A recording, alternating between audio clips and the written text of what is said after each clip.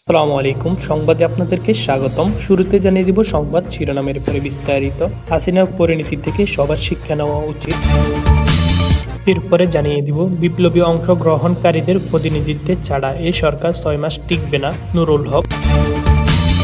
আরও জানিয়ে দিব গণহত্যা আড়াল করতে হাসিনার নির্দেশে ইন্টারনেট বন্ধ, জিজ্ঞাসাবাদের ফলক। এতক্ষণ পর্যন্ত শুনছিলেন সংবাদ শিরোনাম, এখন বিস্তারিত।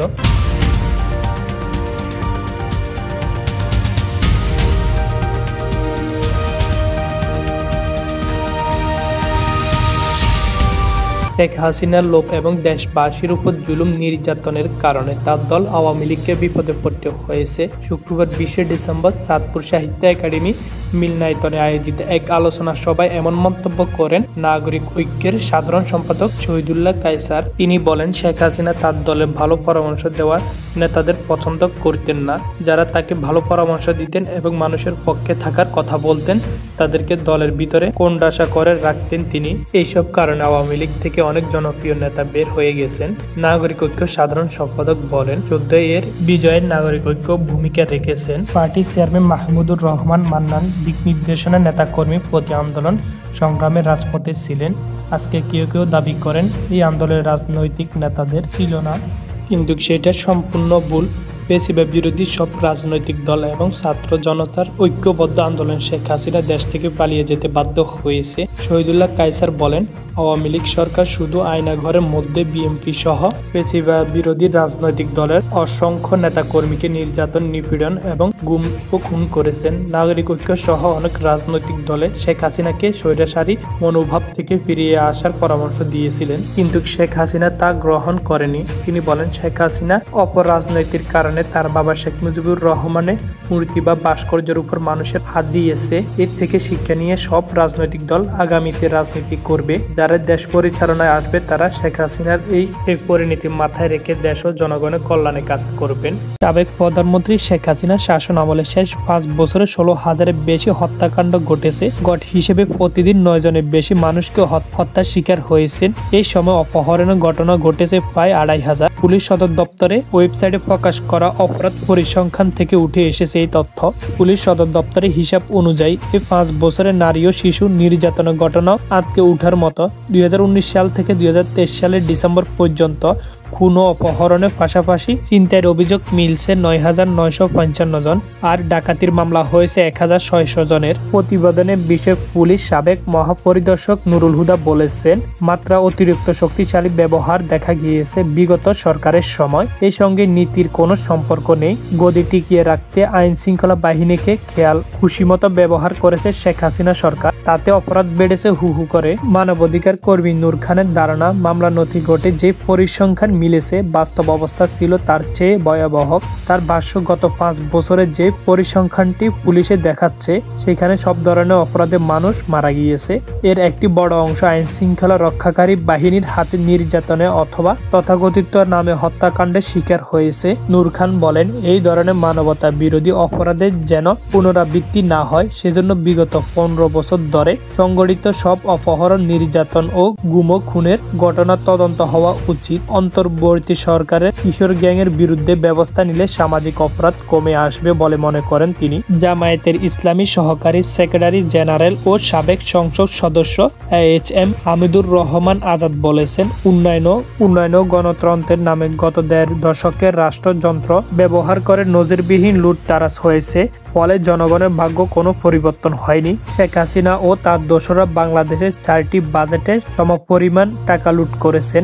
আগামী দিনে কোরআন ও হাদিসের আলোকে সংবিধান রচিত হলে সবাই আমাদের ন্যায্য অধিকার ভোগ করবে। শুক্রবার জামায়াতের সাবেক সেক্রেটারি জেনারেল আব্দুল কাদের মোল্লা জীবন ও কর্ম বিষয়ে আলোচনা সভায় প্রধান অতিথি বক্তব্যে তিনি এসব কথা বলেন। হামিদুর রহমান আজাদ বলেন, শহীদ আব্দুল কাদের মোল্লা একাধারে সাংবাদিক, সাহিত্যিক ও প্রতিবাদন রাজনৈতিক ব্যক্তি ছিলেন। তার বিরুদ্ধে অন্যায়ভাবে বিচারিক হত্যাকাণ্ড ঘটানো হয়েছে। শহীদ আব্দুল কাদের মোল্লা স্মৃতি সংসদের সদস্য সচিব হাসান মাওদুদের সভাপতিত্বে উক্ত অনুষ্ঠানে অংশ নেন আব্দুল কাদের মোল্লা ছোট ভাই, বাসারনাচর ইউনিয়নের সাবেক চেয়ারম্যান মাইনুদ্দিন মোল্লা, ফরিদপুর জেলা আমির মাওলানা বদর উদ্দিন, কেন্দ্রীয় শুরা সদস্য প্রফেসর আব্দুল তাওয়াব, সাবেক সংসদ সদস্য ও বাংলাদেশ শ্রমিক কল্যাণ ফাউন্ডেশনের সভাপতি শামসুল ইসলাম সহ বিভিন্ন উপজেলা আমির ও অন্যান্য অন্যান্য নেতৃবৃন্দ আলোচনা সভায় দেশের বিভিন্ন এলাকা থেকে আসা জামায়াত ও সংগঠনের বিপুল সংখ্যক নেতাকর্মী এবং আব্দুল কাদের মোল্লার শুভাকাঙ্ক্ষীরা উপস্থিত ছিলেন।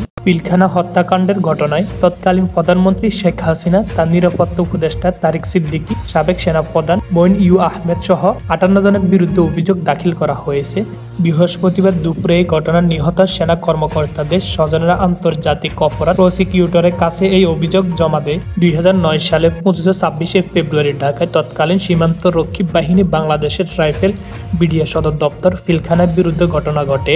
ওই সময় বিদ্রোহী জওয়ানদের হামলায় নিহত হন 57 জন সেনা কর্মকর্তা। গতকাল এই অভিযোগ দাখিল করার পর সাংবাদিকের সঙ্গে কথা বলেন ওই সেনা কর্মকর্তাদের পরিবারের আইনজীবী তাসমিরুল ইসলাম। তিনি বলেন, পিলখানা ঘটনার সময় 57 সেনা কর্মকর্তাকে নির্মমভাবে হত্যা করা হয়েছে। তা মানবতা বিরোধী অপরাধ। তৎকালীন অবৈধ প্রধানমন্ত্রী শেখ হাসিনা তার দোসরা রাষ্ট্রীয় স্বাধীনতা ও সার্বভৌমত্বকে সংকটের মুখে ফেলতে এবং স্বৈর শাসককে দুইটি বড় আর শক্তিশালী বাহিনীকে ধ্বংসের উদ্দেশ্যে গণহত্যা এবং মানবতা বিরোধী অপরাধ সংগঠিত করেন। এ আইনজীবী বলেন, সেনা কর্মকর্তাদের খুন করা হয়েছে, তাদের লাশে আগুন দেওয়া হয়েছে, গ্রেনেড দিয়ে খুঁচিয়ে লাশ ক্ষয় বিক্ষত করা হয়েছে, যা গণহত্যা হিসেবেও পরিগণিত হবে। 58 জনের বিরুদ্ধে অভিযোগ দাখিল করা হয়েছে জানিয়ে তাসমিরুল ইসলাম বলেন, তৎকালীন প্রধানমন্ত্রী শেখ হাসিনা, তার নিরাপত্তা উপদেষ্টা তারিক সিদ্দিক, সেনাপ্রধান মঈন ইউ আহমেদ, আইনমন্ত্রী এবং তখনকার বিভিন্ন বাহিনীর প্রধান এবং যারা এই হত্যাকাণ্ড এড়াতে পারতেন কিন্তু করেননি এমন সংশ্লিষ্ট ব্যক্তিদের বিরুদ্ধে অভিযোগ দেওয়া হয়েছে। পরে সাংবাদিকদের সঙ্গে কথা বলেন অভিযোগ দিতে যাওয়া নিহত সেনা কর্মকর্তাদের স্বজনেরা। কর্নেল মুজিবুল হকের স্ত্রী মেহরিন ফেরদৌস বলেন, হত্যাকাণ্ডটিকে বিদ্রোহী বলবেন না। যারা পরিকল্পনা করে মেরে পোড়ানোর ব্যবস্থা করে, গ্রেনেড দিয়ে খোঁচায় ডেনে ফেলে, পরিবারদের বাচ্চাদের বুক দিয়ে লাথি দিতে দিতে নিয়ে যায়, এমন অনেক কিছু জানেন না। যেটা আমাদের সঙ্গে হয়েছে এটাকে পরিকল্পিত হত্যাকাণ্ড বলতে হবে। তিনি এই ঘটনা পুরো তদন্ত করে সত্য উদ্ঘাটনের দাবি জানান। নিহত কর্নেল কুদরত এলাহীন সন্তান আইনজীবী সাকিব রহমান বলেন, আমি আইনজীবী হয়েছি, আইনজীবী পড়তেছি একমাত্র বাবার হত্যার বিচার চাইতে। আমাদের বাবার হত্যার বিচার করে ছাড়বো। আমার আশাবাদী সঠিক বিচার পাবো।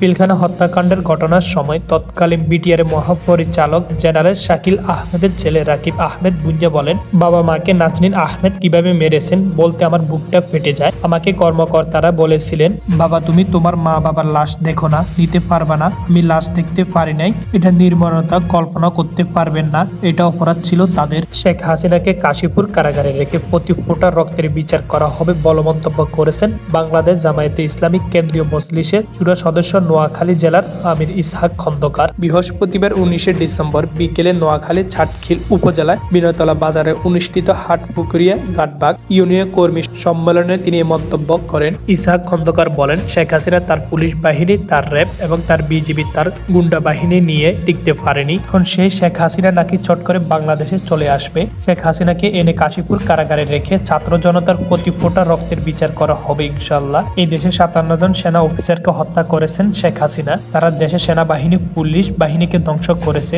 যারা নিষিদ্ধ সংগঠন ছাত্রলীগ নিয়ে মায়া কান্না করে তাদেরও বিচার করা হবে। এই সময় তিনি নেতা কর্মীদের উদ্দেশ্যে বলেন, পৃথিবীতে শান্তি আনতে হলে কোরআনের সুন্নাহ শাসন করতে হবে।